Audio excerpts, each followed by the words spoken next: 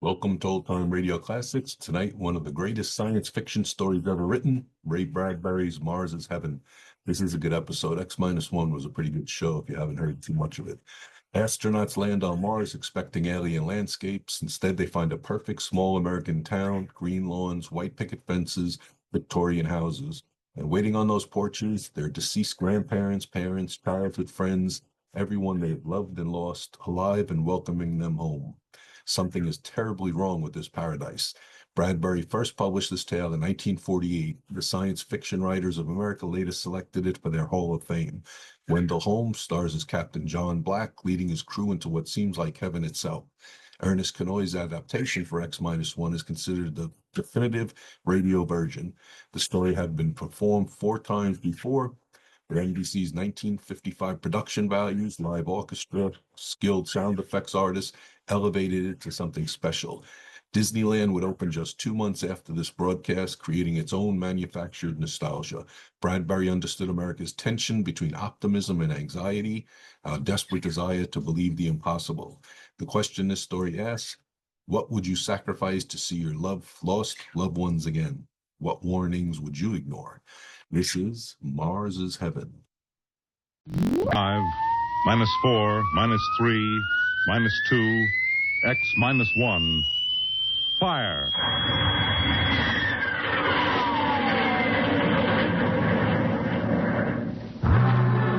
From the far horizons of the unknown come transcribed tales of new dimensions in time and space.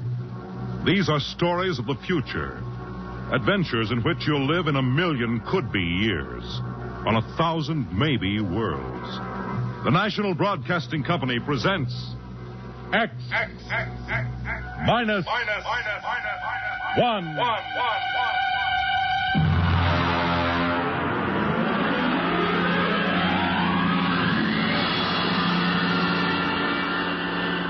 Tonight's story, Mars is Heaven.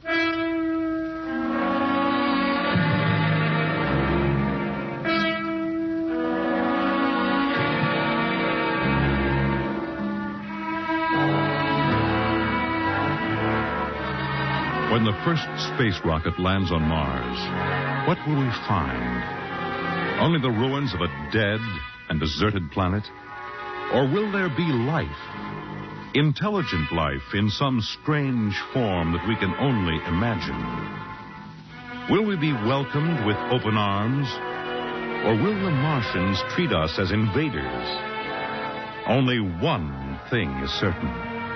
Someday, a giant metal ship will take off from Earth to travel through the black velocities, the silent gulfs of space, to descend at last into the darkness of the upper Martian atmospheres. And on that day, man will finally know the answers.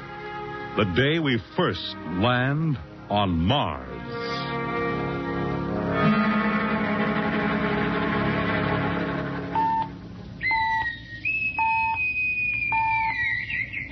Now hear this. Now hear this. Approaching critical deceleration. Fasten gravity suits. Stand by to land. There it is. We've intersected the course vector, sir. All right, Mr. Lustig. Over to manual control. Aye, sir. Masters, sound general quarters. Aye, sir. Mr. Lustig, what do you make of the terrain? There seems to be a heavy ground, Mr. Captain. We won't be able to use the infrared lights. And we'll have to come in on radar. Isn't that a little risky, sir? Landing in the dark? I'd rather run the danger of a blind landing, Lieutenant, than come in without the cover of darkness. Remember, we don't know what kind of reception is waiting for us down there. Airspeed 500. Altitude now 4,000. Bridge to engine room. Stand by for deceleration. Fire forward tubes 1 and 3.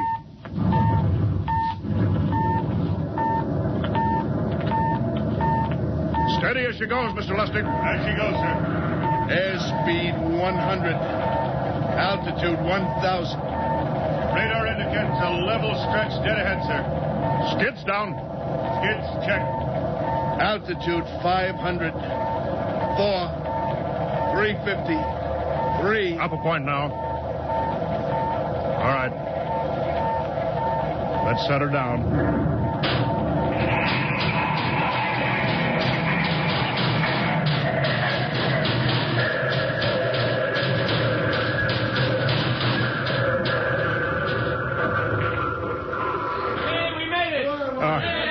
Cut the power.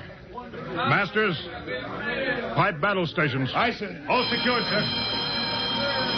Well, gentlemen, we're now on Mars, April 20th, 1987, 4:33 Greenwich time.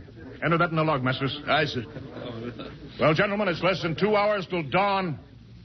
As soon as it's light, we'll send out a landing party. Masters, get me an all-over hookup. We're all set, Captain. Now hear this. All right, men. The smoking lamp is lit. Well, we're on Mars. The first manned ship from Earth to land here. We don't know what we're going to find or what dangers we may face. We're 17 men on an alien world. And it's up to us whether we ever get home again. The next few hours should tell the story. And I want instant obedience to all commands. I'll court-martial the first man who doesn't jump to when he's ordered. And one other thing. We may be on Mars, but this is still a United States naval vessel. Officers will conduct a personal and weapons inspection in 1 hour. That's all. Inspection, Captain? Now? Mr. Lustig, we've got an hour and a half to sweat out before we find out what's outside that airlock. I'd rather have a man worried about his stripes than about what's waiting outside on Mars.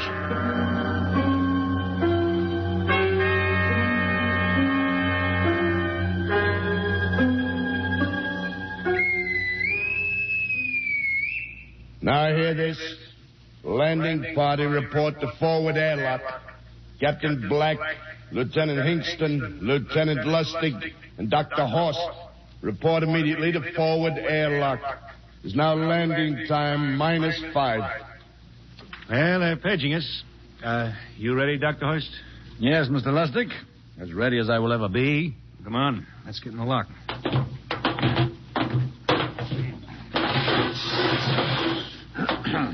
Hingston, Lustig, and Horst reporting in the airlock. Very well, sir. The captain will join you. 4 minutes to go. At least the captain would get here. What difference does it make? I just want to get it over with, that's all. Anybody got a cigarette? Yeah, I think you're smoking too much, Lieutenant Lustig. Are you nervous? Lay off, will you, Horst? Wondering what's hidden outside underneath that ground mist? I've been giving it some thought. It'll be very interesting to find out. A very unusual planet, Mars. Why? It has an atmosphere. A wonderful thing, an atmosphere. Where you find one, you find life. You mean Martians? What do you think they'll look like? Who knows? Intelligent life can take many forms. You mean they may have green skins and eyes on stalks or something? The comic book conception is possible, of course. Or they may have developed far beyond us. Perhaps they have a science that can produce weapons far more dangerous than our atomic missiles. You think we may have to fight our way out? After all, we are invaders. Now hear this. Landing time -2. All right. We heard this. You know what I'd like to find outside that airlock? Good old Illinois. Ever been there, Lustig?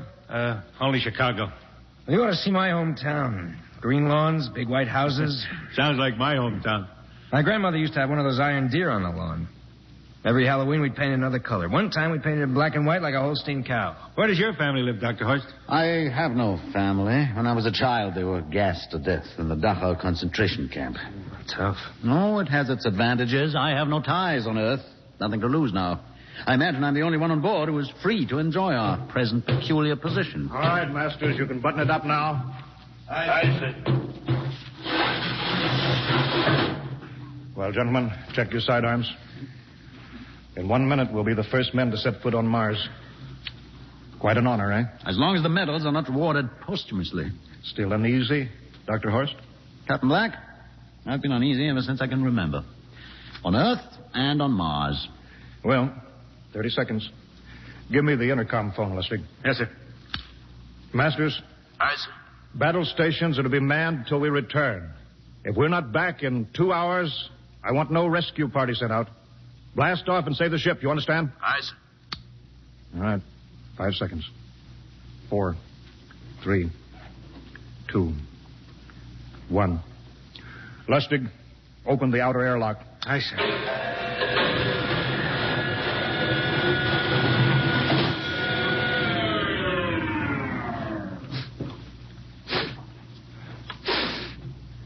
It's fresh air. Let's go. All right, now, take it easy.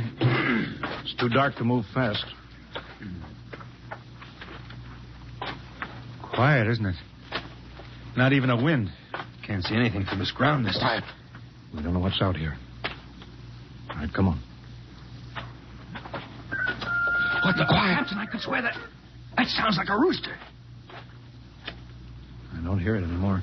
Very homely but unlikely sound. A rooster crowing on Mars? Hingston, Aye, sir. set that machine gun 25 yards to the flank. We'll stay here till the ground mist lifts. Aye, sir. What do you make of the ground, Horst? Grass. Plain grass. You can see some large foliage there where the mist's thinned out. What the? Hingston, hold your fire, you fool! I hit it, Captain. What? Some kind of wild animal. I hit it. I could see the tracers, but it's still standing. Come on, Horst. Doctor, where are you? Up ahead. Admiring the wild animal. Careful, Horst. Wait for us. Don't worry, Captain. It's an iron deer. A lawn ornament. Well, that's impossible. It's hollow. Interesting, isn't it? A whitewashed Victorian iron deer sitting on a lawn in the middle of Mars. I don't understand. Look around. The mist's lifting. Hey, Captain, look there. It's a house, a regular old-fashioned house. But, sir, on Mars. Good Lord. I haven't seen carved scrolls and gingerbread like that in years.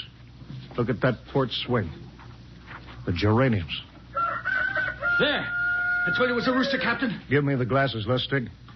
I want to take a look through that front window. Well, there's an upright piano. Some sheet music on it. Lustig, it's beautiful Ohio. It can't be, sir. Horst, do you think that civilization of two planets could be identical? I don't know. That specific variety of geraniums is only 50 years old on Earth. Is it logical that they should develop in Mars?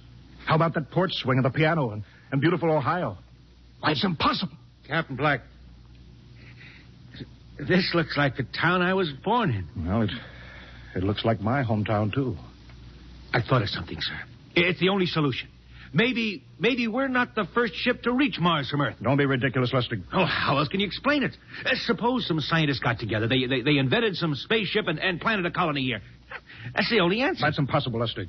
Been space travel, it couldn't be secret. Do you have any idea what ships cost, what industrial power is needed? No, there's got to be some logical reason. I think perhaps we might find out, Captain. The light just went on in that house. Kingston, cover that door with the machine gun. Aye, sir. All right, come on, Horst. We're going to ring that doorbell. There's got to be a scientific answer to all this.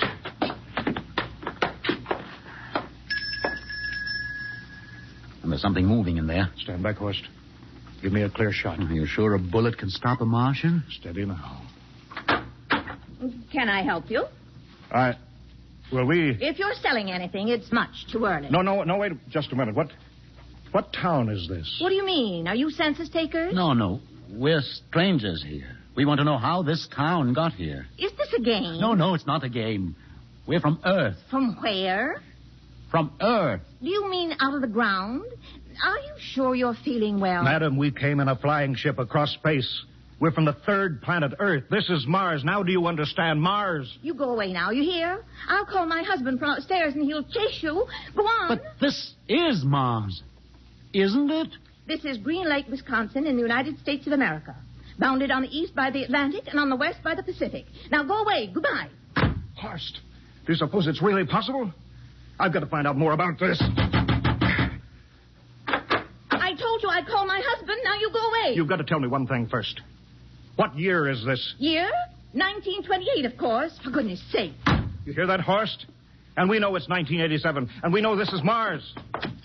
Horst, is it possible that we got fouled up, mate? made some tremendous blunder, circled around, and landed back on Earth? In 1928? Well, maybe some switch in time or dimension. Could we have shifted somehow, gone backward in time?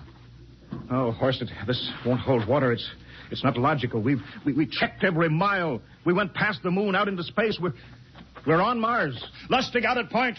Hingston in the rear. Keep that gun at half load. Aye, sir.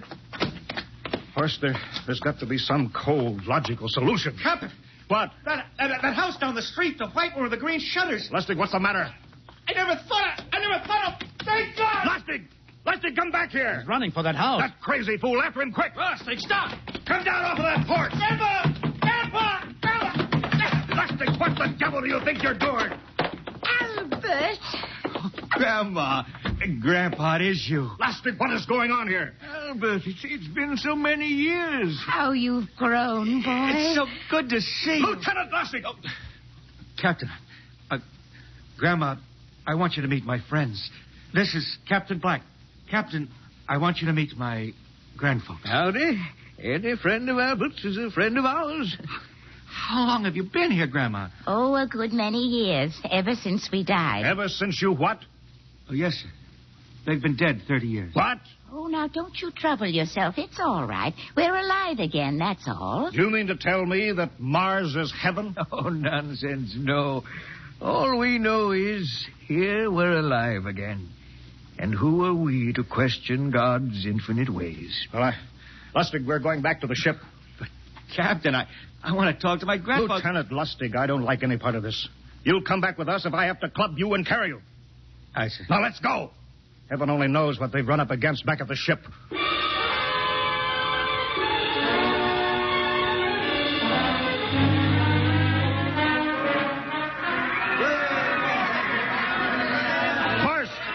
That crowd around the ship. Looks like we're being welcomed with a celebration, Captain. Celebration? They've abandoned ship. Every port is open. No guard set. You Masters! Hiya, Captain.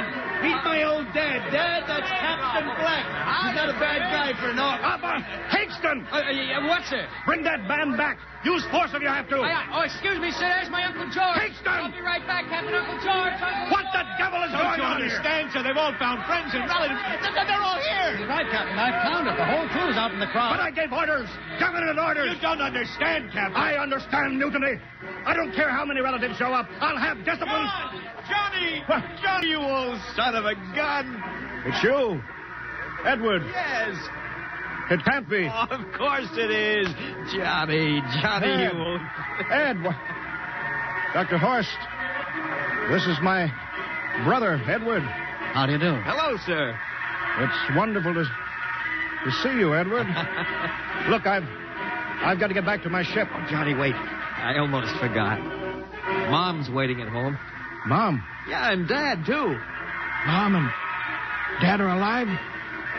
Then you're real, Ed. Well, of course. Don't I feel real? How's that, huh? Why, Ed! We've got lunch for you, Johnny. Mom's making corn fritters. Dr. Horst, haven't you found anybody? No, Captain. I have nobody. Well, then you come on home with me, right, Ed? Why, sure. Horst, you wouldn't believe it, but it's been 35 years since I had Mom's corn fritters. By George, 35 years.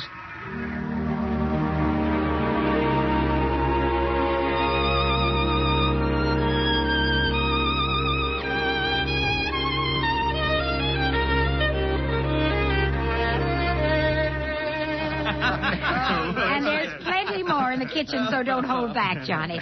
You too, Dr. Horst. Well, Johnny, you're still in the Navy, eh? That's right, Dad. I'm in command of the ship. We're an old Navy family, Dr. Horst. All three of our boys in the service. Yeah, Ed was the best pilot in the Pacific, till... What did happen, Ed? What's the difference? I'm here now. Yeah, but... You know, it's almost perfect. All we're missing is your brother, Will. Then the whole family could be together. Well, it won't be long, Mom. Will's in charge of the XR-54. Next rocket coming out to Mars. Oh. Well, little Will.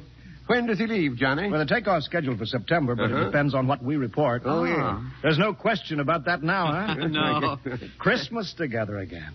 That'll be something. Sure will, yes, sirree. Well, this calls for a celebration. How about a little of the old dandelion wine, eh, Johnny? Now, Father, don't you go giving Johnny too much wine. He's a big boy now, Mother. Well, sir, isn't everything just fine? Just fine.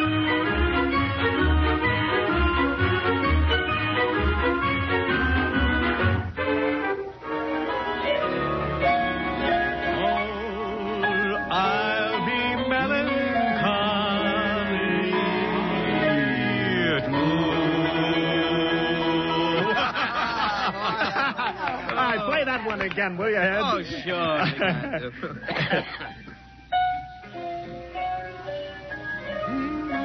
Well, Dr. Horst, what are you doing sitting over here alone? What do you think of my little family? Very nice. You know, I can't understand why you didn't find any folks here, Dr. Horst. It's just a shame everybody else is so happy. Well, I never remembered my family, Mrs. Black. All I know is they were gassed at Dachau during the Second World War. When I was liberated, I was in delirium 3 months. I cannot remember anything before then. A psychiatric phenomena. Well, that's terrible. Isn't there anything anybody can do? I don't want to remember. I have not had a pleasant life. I prefer to be free of emotional entanglements. They interfere with a scientific approach. I'm sorry, Dr. Horst. Oh, I'll get it. That's our ring, long and 3 shorts. I remember that. Well, maybe we'd better call it a night. You must be getting tired, Johnny. I'd better be going back to the ship. Nonsense. You stay the night. We insist. I just couldn't rest thinking of you all alone on that ship. I'll be all right. Well, good night. Oh, wait a minute, Dr. Horst. That phone message was for you. Me? Yes, that's right. A message from Anna. Anna? I don't... Well, there, she must be an old friend. Isn't that nice? I don't... You sure it was for me? I don't remember any Anna. Well, she asked if you were better. Perhaps she's someone who knew you at Dachau. Anna? She said she's coming over here first thing in the morning. So you'll have to stay over. Yes, well, but... that settles it, then. You stay here, Horst. You can bunk with me in my old room. Yeah, but, Johnny, we thought you'd like to be with Edward. So you could talk the way you used to. Well, we can't put Dr. Horst on the daybed. I think we'd better share the room tonight. Be plenty of time for talking, Ed. Yes, I guess so. I suppose I better drop back to the ship. You know, Ed. Security check. Well, why do you have to do that here? I don't know, Mom. There's no good reason, I guess. Well, suppose we skip it tonight, eh? Well, good night, everybody. Oh, it's good to have you home, Johnny. It's good to be home, Mom.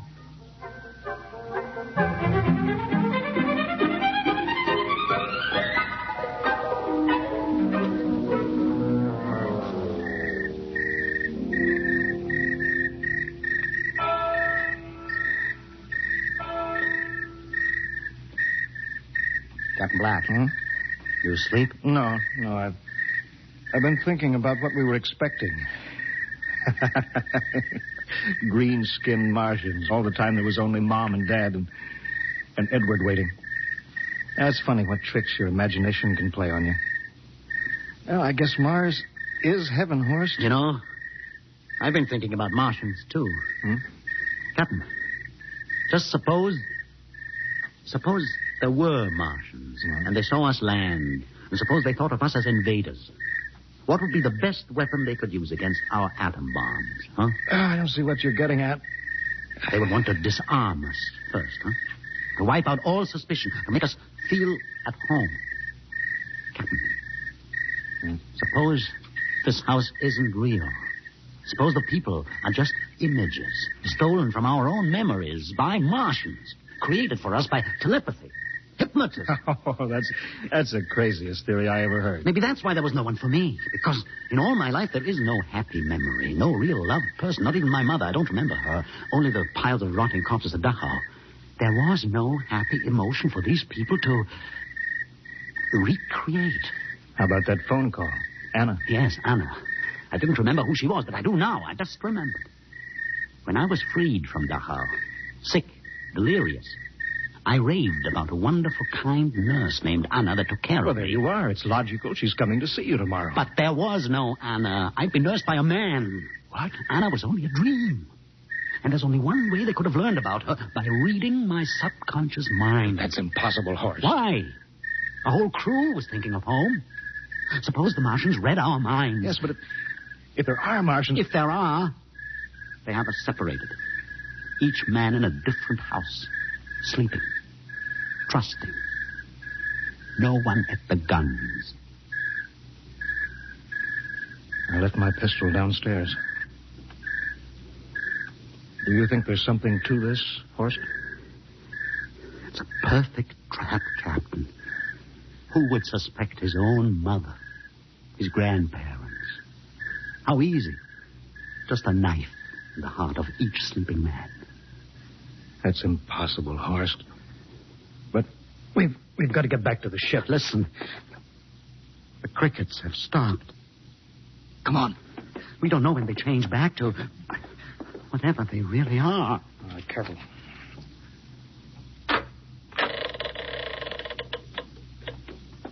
Where are you going, John? Ed, we wanted a drink of water. That's all, Ed. You're not thirsty, John. You don't want a drink. Look out! You don't want a His drink. face! It's changing! He's a Martian! Run, Horst! Run! You can't get away, John. This way, Horst! Horst, where are you?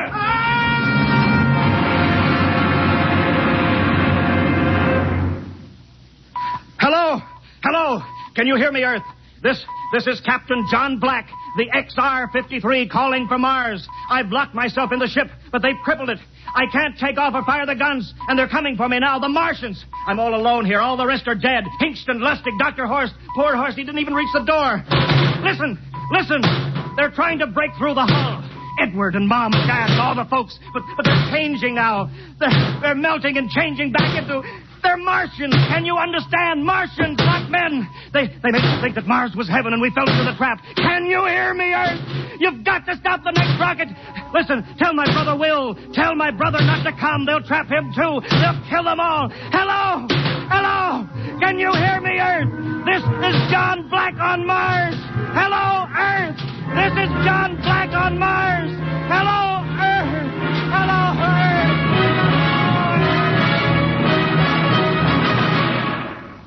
Tonight, X-1 has brought you the science fiction classic, Mars is Heaven, written by Ray Bradbury and adapted for radio by Ernest Kinoy.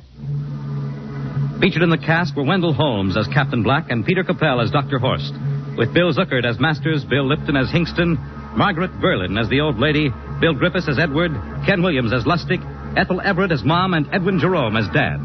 Your announcer, Fred Collins. X-1 was directed by Fred Wayne and is a transcribed NBC Radio Network production.